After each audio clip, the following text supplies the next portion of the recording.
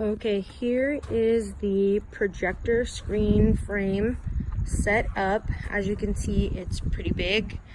It pretty much comes assembled already. You just have to kind of snap it into place.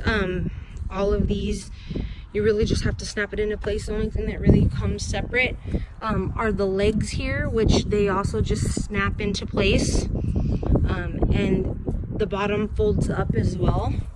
So everything is really easy to assemble. Same thing, the legs they snap in. And then as you can see here, you'll use these knobs to tighten everything up.